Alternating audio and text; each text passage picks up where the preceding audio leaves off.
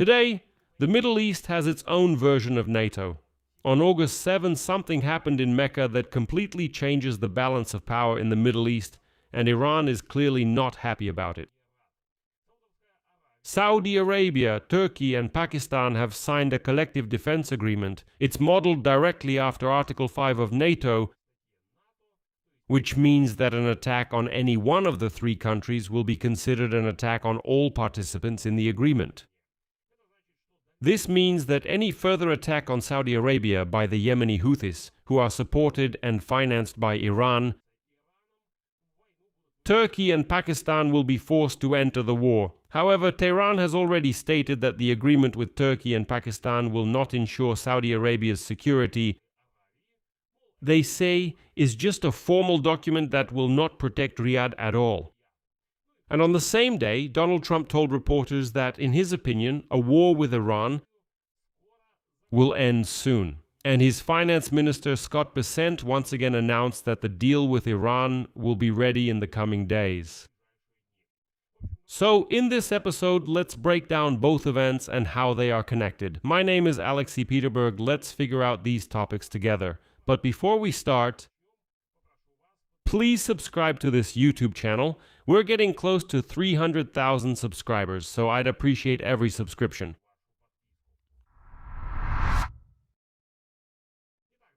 So, let's start with the historic agreement in the Middle East. Saudi Arabia, Pakistan, and Turkey have signed a defense pact that has already been called the Middle Eastern NATO. The parties have been negotiating for about a year, so this is not a spontaneous reaction to the current crisis, but a document that has been in preparation for a long time, just signed right now. But it's also important to note that all three parties began negotiations after the 12-day war in June 2025. When the US and Israel bombed nuclear facilities in Iran, according to the three countries' joint statement, the agreement is aimed at strengthening collective deterrence against any acts of aggression, and the official wording from the document reads as follows, quote, "The goal is to strengthen collective defense, deter possible aggression, and enhance regional security, as well as to ensure the strengthening of all aspects of defense cooperation among the three states." Well, specific information about what obligations each side has taken on is not provided. The mechanism for providing military assistance in the event of an attack is also not being disclosed yet. But the point is that the agreement was signed at a time when Yemeni Houthis, with the support of Iran, are attacking oil facilities in Saudi Arabia and have declared a blockade of the Red Sea for Saudi oil exports. That is, Pakistan and Turkey understood perfectly well the circumstances under which this agreement is being signed, and obviously they really do agree to help the Saudis. The Turkish representative, commenting on this agreement, emphasized that the agreement is defensive in nature and is not directed against any specific state or party and is open for other countries in the region to join. It does not cancel or replace existing bilateral or multilateral agreements. Well, and Saudi Arabia separately stated that the pact is not connected to any nuclear ambitions and does not pose a threat to any country in the region. This clarification is telling in itself, since it had to be made at all. Why? Because right now, the US and Saudi Arabia are finalizing agreements for the US to help the Saudis create their own peaceful nuclear program with the possibility of uranium enrichment. Nevertheless, even without any major catches, the scale of the new coalition is impressive in terms of numbers. Saudi Arabia, Turkey, and Pakistan together have an army of 1,200,000 soldiers, about 4,000 tanks and more than 700 combat aircraft. The combined defense spending of the three countries amounts to $125 billion a year. In terms of numbers, the armies of the three countries are comparable to India, and in military spending, comparable to the world's largest military powers. An added political factor is that Pakistan is the only nuclear power in the Muslim world, and now it promises to protect Saudi Arabia. Although at the same time, Pakistan has fairly close relations with Iran. At the same time, a representative of the Iranian Parliament's National Security and Foreign Policy Commission, Ebrahim Rezaei, stated that to ensure its own security, Saudi Arabia must change its policy and not sign pacts. Here is his quote. The Saudis must understand that a formal agreement with Turkey and Pakistan will not bring them security. Just as years of unilaterally catering to American interests did not bring them security, reform your policy so you don't have to beg others for security.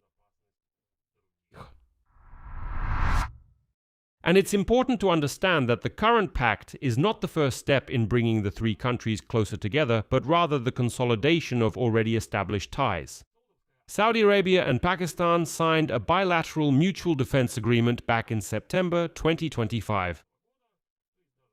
That is, even before Iran began directly striking Saudi territory. Ankara has already delivered 4 Ada-class corvettes to Islamabad,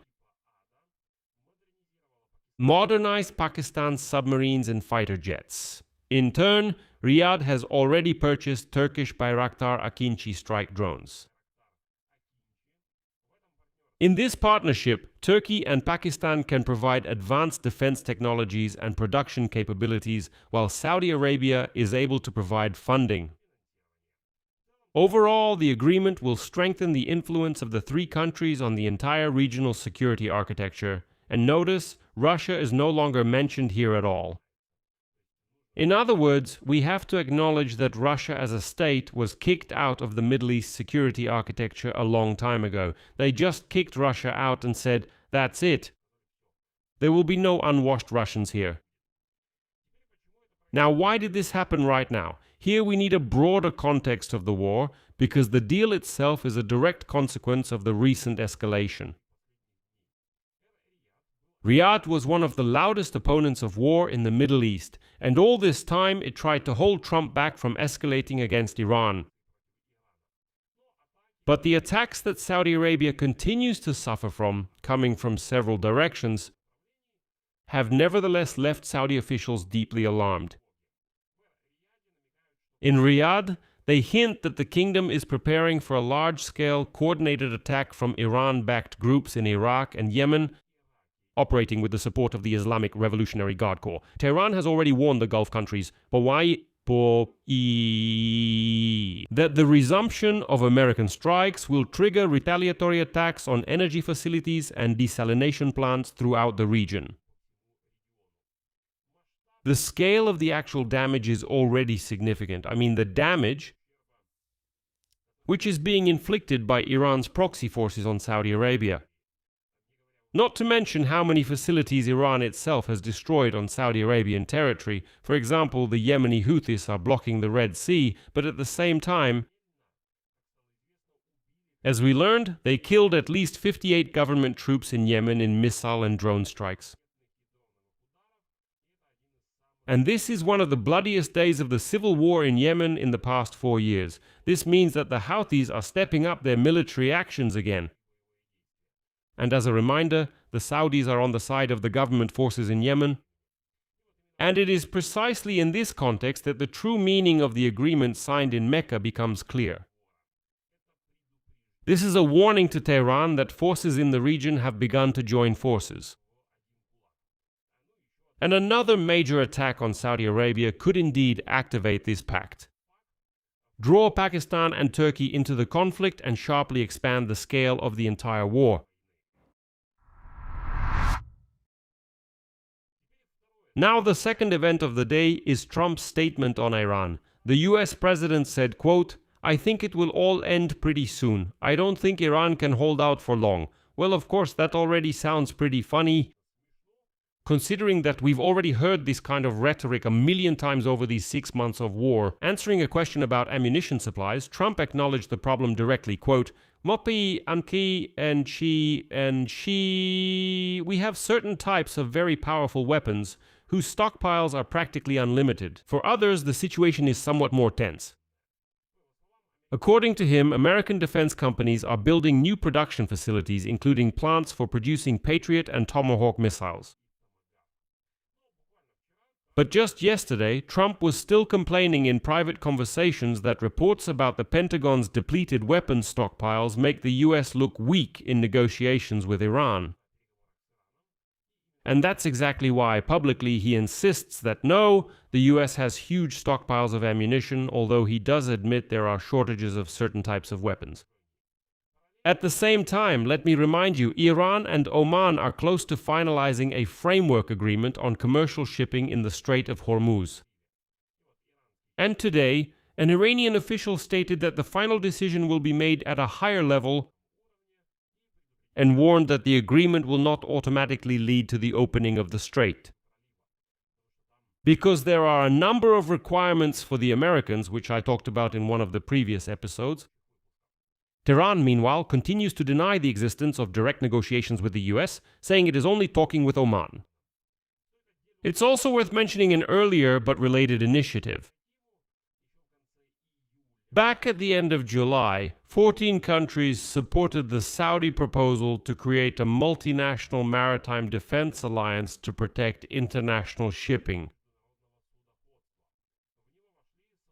It included Saudi Arabia, Kuwait, Bahrain, Qatar, Pakistan, Turkey, Egypt, Jordan, Yemen, and Bangladesh, Nigeria, Sudan, Djibouti, and Somalia. This is a broader coalition for the security of maritime routes, particularly in the Red Sea. The agreement signed on August 7 in Mecca is much narrower and legally stricter. It is a full-fledged collective defense pact, but only between 3 countries, with a direct provision that an attack on one is considered an attack on all. Nevertheless, the Saudis have clearly taken regional security matters entirely into their own hands.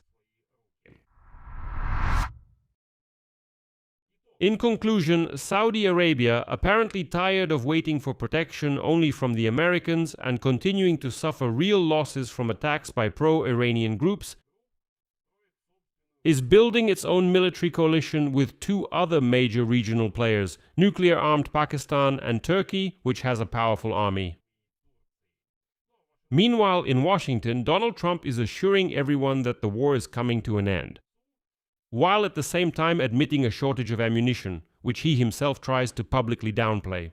In general, it's clear that the new center of power, if I may put it that way, in the Middle East is Saudi Arabia. I'll leave it at that. Share your opinions and conclusions in the comments below this episode, subscribe to the channel, hit the bell, and don't forget to like. That's all for now. Take care of yourselves. Goodbye, everyone.